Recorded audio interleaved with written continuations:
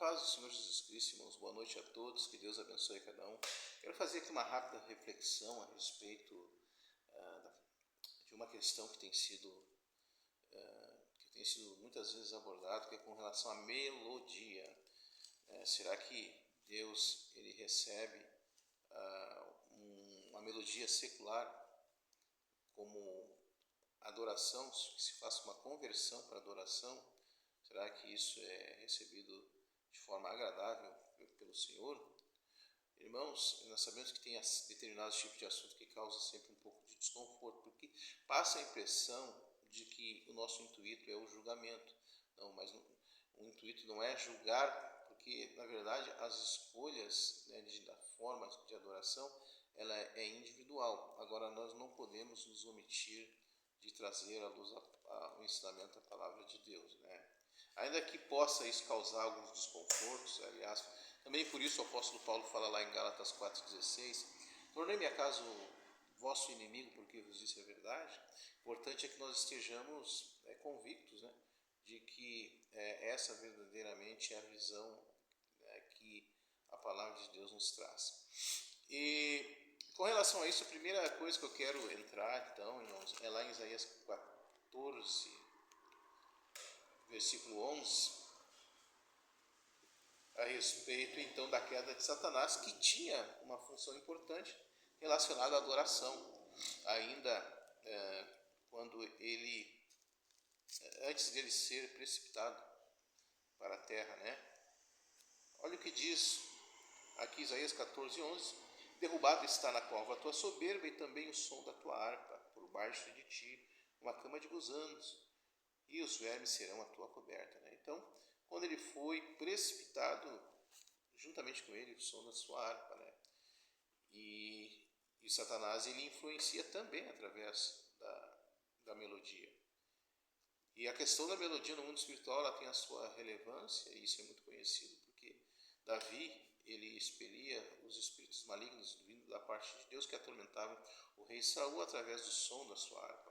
Então, isso é um tema de alta relevância. Eu quero também ir com os irmãos lá em 2 Coríntios, capítulo 6, ver que a palavra de Deus ela nos fala com relação a essa questão de se oferecer a Deus aquilo que outrora nós oferecíamos como adoração às entidades, ao maligno. Olha o que diz a palavra de Deus, 2 Coríntios 6, versículo 14 em diante, nos diz assim: não vos ponhais em julgo desigual com os incrédulos, porquanto que sociedade pode haver entre justiça e a iniquidade? Ou que comunhão da luz com as trevas? Que harmonia entre Cristo e o maligno? Ou que união do crente com o incrédulo?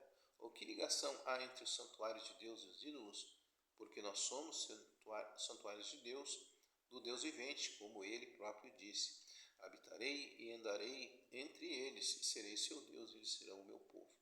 Então, a palavra de Deus ela nos fala ali já no início, na parte A do versículo 14: não vos ponhais em jugo desigual com os incrédulos, irmãos.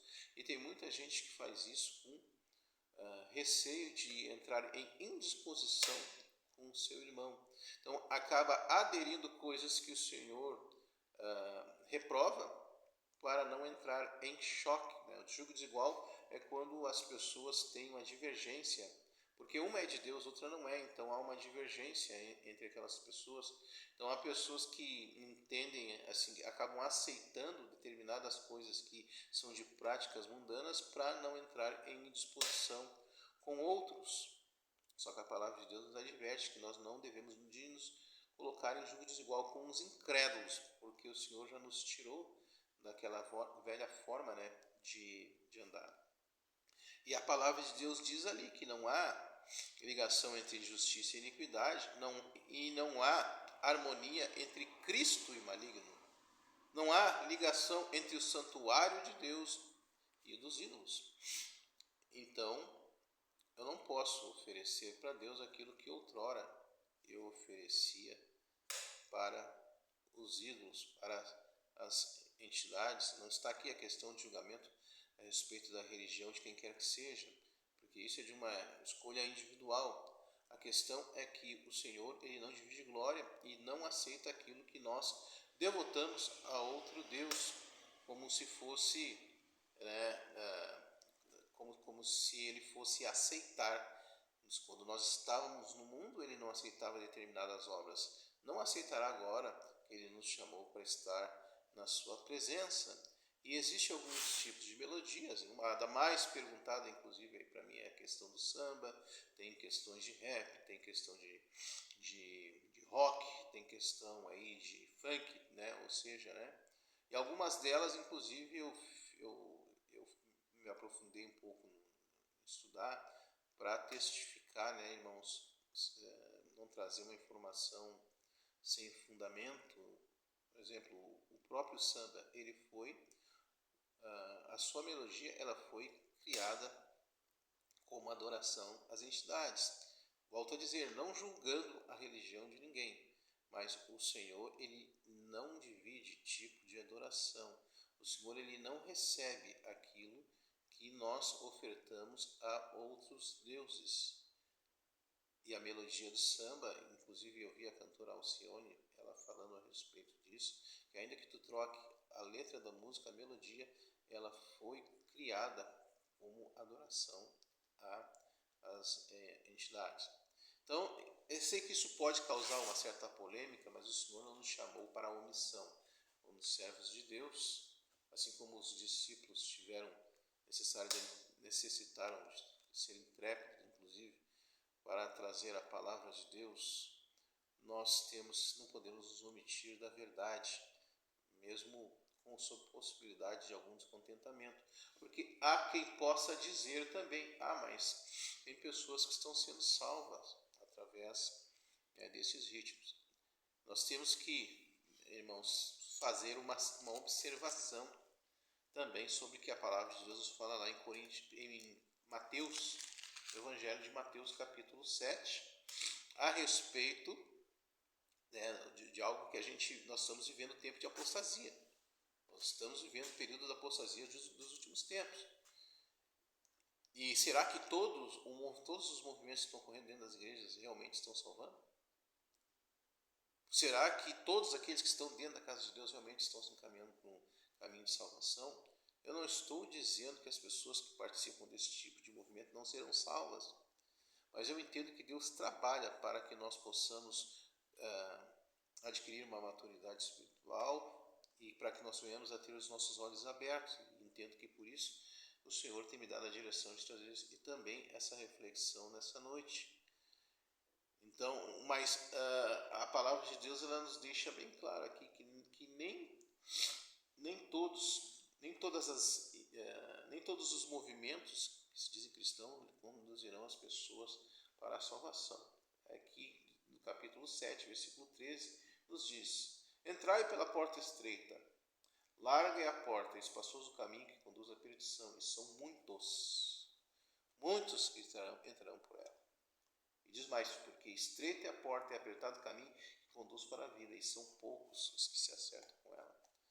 Se acertam com ela aqueles que não se colocam em julgo com os incrédulos. São aqueles que não oferecem, não ofertam qualquer tipo de oferta ao Senhor. Então nós temos que entender isso. Então nem tudo que está entrando dentro das igrejas vai salvar. Eu entendo que aqueles que querem a salvação, ainda que estejam pela falta de instrução, tendo determinado tipo de prática, o Senhor está trabalhando para que essa pessoa, mediante o conhecimento da verdade, venha então a ajustar então as suas obras, sua maneira de andar com aquilo que realmente a palavra de Deus nos traz, né? Então, existem muitos perigos, né? E nós temos isso hoje em dia, num tempo que as pessoas dizem que o Senhor só quer o coração, né? Não vou nem falar na sensualidade, que isso é algo que chega a ser uma loucura dentro do movimento de hoje. Aqui o tema é a questão da melodia, mas fica para reflexão de cada um, né, irmãos? palavra de Deus, ela nos traz aqui essa advertência que não há comunhão entre aquilo que é oferecido para Deus e o maligno, né? Quando o neto de Nabucodonosor lá, o Belsazar, ele tomou vinho nas taças lá do santuário, ali encerrou ali o seu reinado. E o reinado da Pérsia, então, assumiu e matou, então, toda a dinastia do rei Nabucodonosor. Assim como não se pode utilizar aquilo que é santo, a palavra de Deus diz, não profaneis aquilo que é santo, o Senhor não vai tomar aquilo que é profano para si. Esse é o entendimento. Eu não posso oferecer para Deus aquilo que no tempo em que eu andava, segundo outros rudimentos aí, né, servindo o príncipe desse mundo, aquilo que era oferecido a ele, agora eu simplesmente troco de uma letra ali, né, e ofereço a mesma coisa a Deus, né. Não vou nem falar requebrado, né, nem vou falar nem de requebrados, porque eu acho que tem coisas que não precisa nem dizer, né, que Deus não se agrada, né. Então essa é a visão, irmãos, que eu tenho para passar com base na palavra de Deus, e fica para reflexão, né? Fica para reflexão dos irmãos, né? Então, se nós não podemos profanar aquilo que é santo, o Senhor não vai receber o profano, né? O Senhor não vai receber aquilo que... E com relação a essa questão dos louvores, por exemplo, nós temos visto que isso tem sido levado de uma maneira realmente muito sem temor.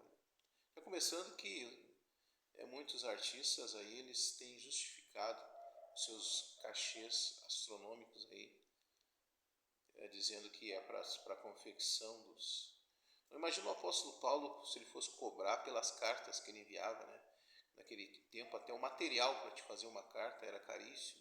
Muitas vezes precisava até de um escriba. Imagina se dissesse, ó, igreja de Corinto, igreja de Éfeso, igreja, vocês me enviem recursos, vocês me paguem, eu vou querer que vocês me dê um cachê para mandar as cartas para vocês, porque o material é caro. Então, são coisas que nós temos que observar, irmãos. Então, eu deixo essa reflexão para os irmãos, e que Deus possa iluminar a cada um, em nome do Senhor Jesus Cristo. Deus abençoe a todos. Fiquem na paz do Senhor Jesus Cristo.